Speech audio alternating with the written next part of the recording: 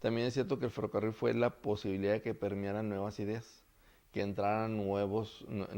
elementos a la sociedad duranguense. Pero estos nuevos elementos tienen una peculiaridad. Estos nuevos elementos que llegan, en la mayoría son extranjeros. Son inversionistas, comerciantes, empresarios, negociantes extranjeros que llegan y se establecen aquí, y junto con ellos traen un capital de mediano a importante para generar empresas, para generar industrias, y entonces se ve en esta presencia extranjera, se ve la posibilidad del desarrollo. Y entonces, bueno,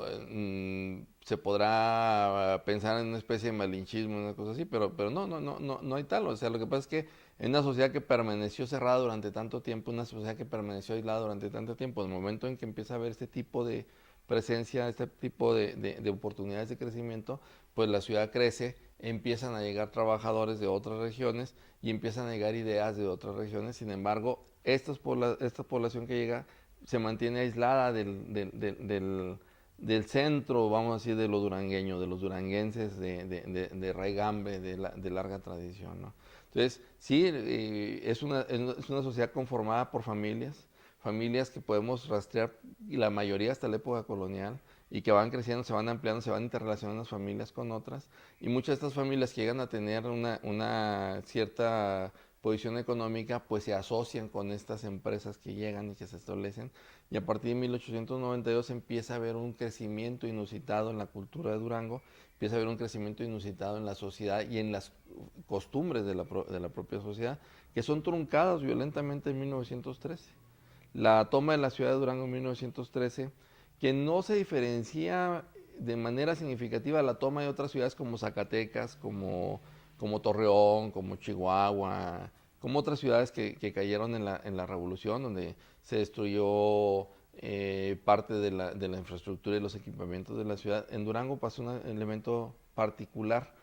que agravó más la situación del desarrollo de Durango, y que nos hizo regresar a ese conservadurismo y a ese espacio cerrado de la sociedad. ¿Qué es lo que pasó? Bueno, en Durango se destruye la planta productiva. Cuando llegan los revolucionarios, que enfrentan una serie de agravios de las élites de Durango a través de la defensa social, que enfrentan a un ejército federal que los estuvo hostigando y atacando constantemente, se enfrentan a una serie de agravios que se traducen y responden a la destrucción de la planta productiva de la ciudad, como sucedió en otras partes del país. Sin embargo, la respuesta política del gobierno revolucionario de Pastor Rue fue la respuesta inapropiada, inadecuada para Durango. En el momento en que se da la destrucción, pues los grandes capitales se van, las familias que tienen la posibilidad económica de irse se van, y se emite un decreto en julio de 1913 donde se les declara traidores y enemigos de Durango a todos los que se fueron, y se les prohíbe regresar. Y a diferencia de lo que pasó en Zacatecas o pasó en Torreón, donde efectivamente los capitales se van, las gentes con los capitales se van, pasa el periodo de revolución y regresan y restablecen sus empresas, pues en Durango se les impidió que regresaran, y entonces esto provocó pues regresar nuevamente a un constreñimiento de la sociedad en la que se plantea como una amenaza, y como una consecuencia de esa amenaza, la presencia de foráneos, la presencia de los extranjeros en Durango, pues se magnificó en ese momento, y se cerró nuevamente la sociedad duranguense. Cuando vienen los movimientos contrarrevolucionarios, que en algunos de ellos la cristiada, la primera y la segunda cristiada, el levantamiento escobarista, pues no es raro que la sociedad conservadora de Durango respalde a estos movimientos que le permiten justamente